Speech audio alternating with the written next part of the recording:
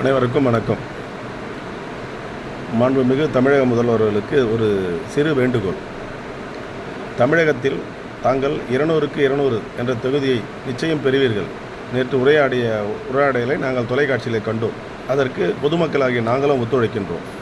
அதே சமயத்தில் smart city என பெயர் பெற்று பெயர் வழங்கி நடைமுறையில் இருக்கக்கூடிய வேலூர் மாநகராட்சியில் சுகாதார வசதிகள் பெரும்பகுதி பாதிக்கப்பட்டிருக்கிறது.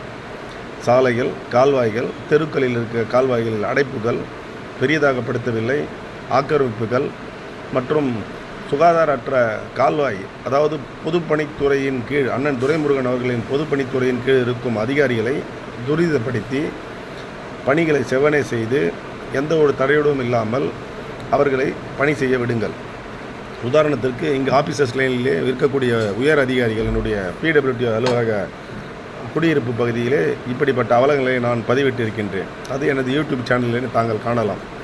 எனவே தயவு கூர்ந்து வேலை மாநகரில் இருக்கக்கூடிய வேலூர் மாநகரம் மட்டுமல்ல, தமிழகத்தில் இருக்கக்கூடிய அனைத்து சாலைகளும் கால்வாய்களும் செம்மனே சீர்பட செய்து கால்வாய்களை தூர்வாரி நல்ல விதமாக பொதுமக்களுக்கு அசுத்தங்கள் ஏற்படாமல் நோய் வரும் முன் காப்பதற்கு தகுந்த நடவடிக்கை மேற்கொள்ள அண்ணன் துரைமுருகன் அவர்களுக்கு தாங்கள் ஆணை பிறப்பித்து உடனடியாக, வேலூர் மட்டுமல்ல தமிழகம் முழுதும் சரி, எனவே வேலூர் மிகவும் பின்தங்கிய ஒரு மாவட்டமாக அனைத்து துறைகளிலும் சரி, அதிகாரிகள் செயல்படக்கூடிய துறைகளிலும் சரி, பொதுப்பணித்துறை அதிகாரிகள் உயர் அதிகாரிகள் வரும் அவருடைய வாசலிலே இப்படி இருக்கிறது என்பதை நான் பதிவிட்டிருக்கின்றேன்.